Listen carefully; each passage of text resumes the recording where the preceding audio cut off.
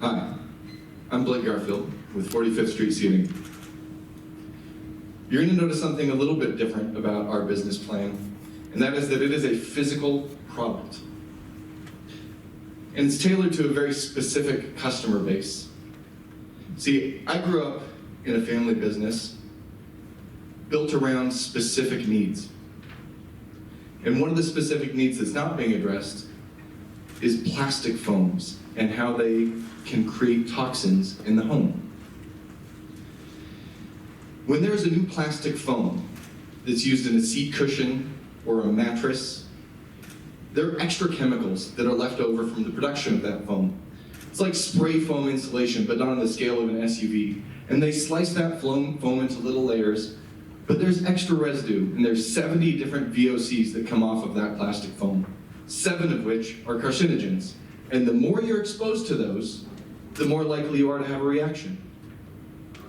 For someone like me, I get red eyes and a runny nose. Other people have respiratory issues, headaches, organ issues that come about because of that. It is a $120 billion industry that is getting more and more natural year after year. It's projected that in the next 2 years, natural and sustainable are going to be the 2 driving trends in home furnishings. Now, over the course of the last decade, natural mattresses and bedding have become broadly accessible. You can find them online, you can find them in a lot of stores in varying degrees of cleanliness. Some of them will present as cleaner than they really are. But seating and upholstery have lagged behind. And the reason I know this is that I've been in the business for the last 25 years. See, my family owns Bedrooms and More. It's a retail store in Wallingford. I grew up selling mattresses, selling furniture. We built a little niche. We started as a waterbed store. We obviously evolved away from that because we are still, in fact, in business. But our niche became more and more natural through the years. When I started there in 1996, we had a couple of natural beds. I was in high school. By 2004, we were the #1 seller of natural mattresses in the entire country for the #1 producer of natural mattresses. One little store in Wallingford. We carved out a real niche.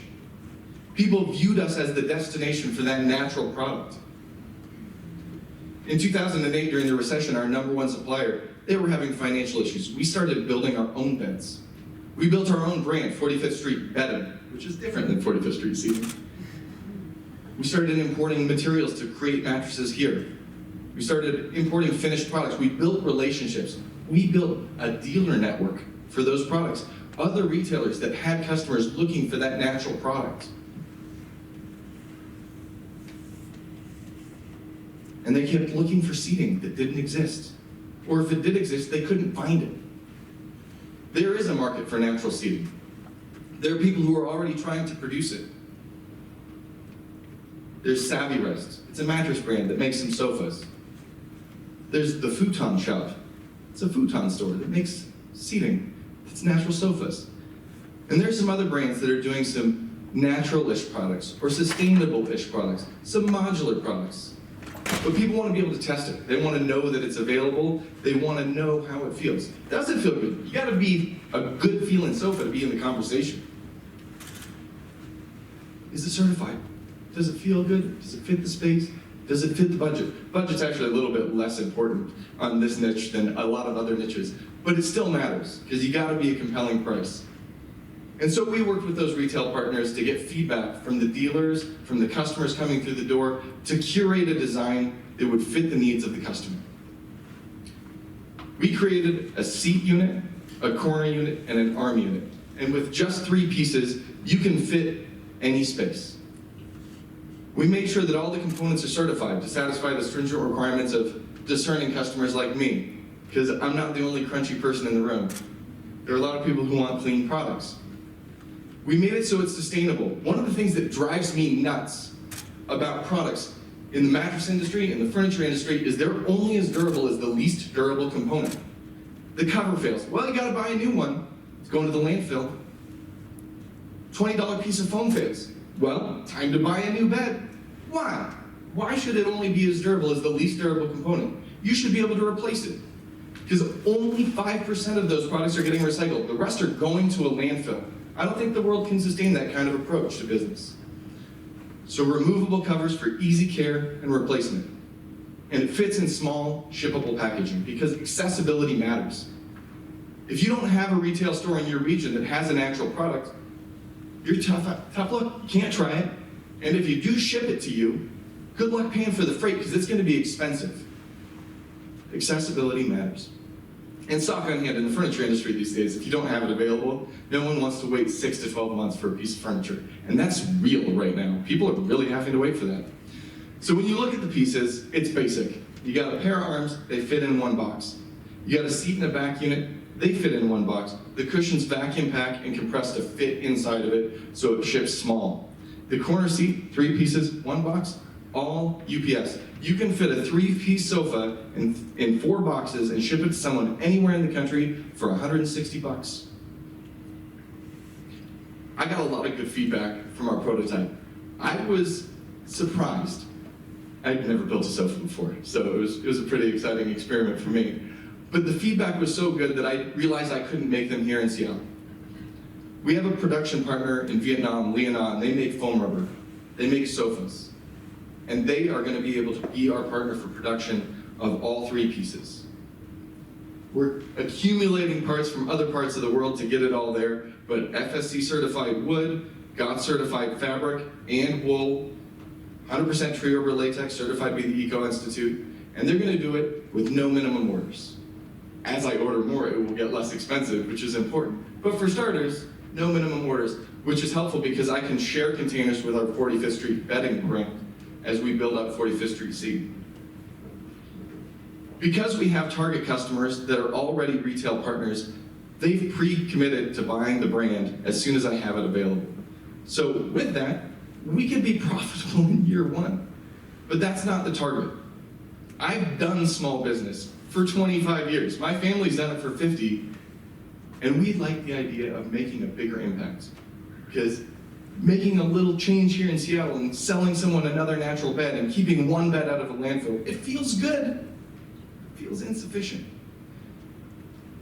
So we're going to build a profile for customers. We know what makes it into our door. We want to know who's buying this specific product. We know their public radio listeners, their parents who want to keep non-toxic products all about their home instead of filling it with toxic chemicals. And eventually, when we have that shopper that fits that profile, we're going to take this direct to them online. In year 1, instead of being profitable, we're going to reinvest that revenue in the production of marketing content to deliver that to a nationwide audience. By year 4, we'll be a $1 million brand without help. By year 5, it'll be $1 million of additional revenue. That's a great place to be, but it's also still pretty small. So I have a big ask, and that's because I don't know how to run a big business. I don't know how to grow a brand to a scale that is national. I'm looking for an advisor. I'm looking for a partner. You'd have to be a unicorn. It'd have to be the special person. And I'm looking for someone who can make this a big impact, because I want to change the world, 1 house at a time. But I can change a lot more houses with some help. And the other is a little ask for everybody. And that's because I think you should be more careful the next time you make a home furnishing purchase, because everybody deserves a non-toxic home. Thank you.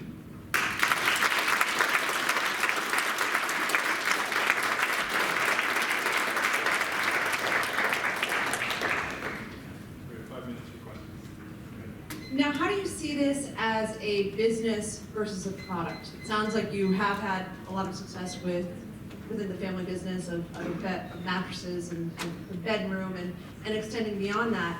Right now, I see a sofa. Yes. What else comes with, what is your vision for that? So, It's a start. So step 1 is modular seating line. Next step is sleeper sofa.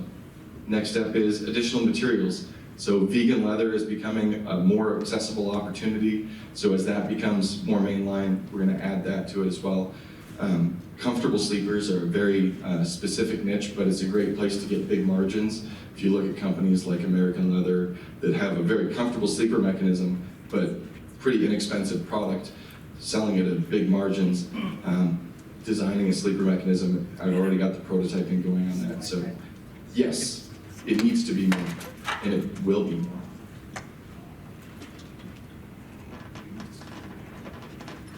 That was a great presentation, and I think that the trends that you are looking to capitalize on make a ton of sense. My question is more around your vision for growth and your sales channels. So you mentioned B2C being the initial focus. Have you thought as well about how you might increase volume and go to market through other channels, given that the same consumer preferences that are driving what I want in my home also influence other spaces where I might spend time sitting or sleeping? Yes. So brick and mortar retailers are the foundation at the beginning, and expanding that network is important. As our supply supports having more retailers, we need to have more retailers selling the product, because there's a reticence about making a purchase that's going to be a significant expense without being able to try the person. So having distribution nationwide is going to be important. But the question is, do we do them simultaneously? It's something I've never done. That's why I'm asking for help. I think just to add, the other direction I was headed was, if you think about lobbies, if you think about other places and spaces where there are sofas where you might be able to sell more than one sofa at a time, are you also thinking about some B2B opportunities? That's a very difficult market to crack, particularly in hospitality. It's kind of a pay-to-play environment. You'll notice if you go to a lot of hotels, mattress companies actually pay like Marriott to be the exclusive dealer. And so someone at the top gets the money, and then any franchise has to pay for it. So it's a bit trickier to get in that. I would love to, and if anyone knows how, I will play. Okay, hey Blake, that was great. I like the idea, the organic, the natural, and the modular.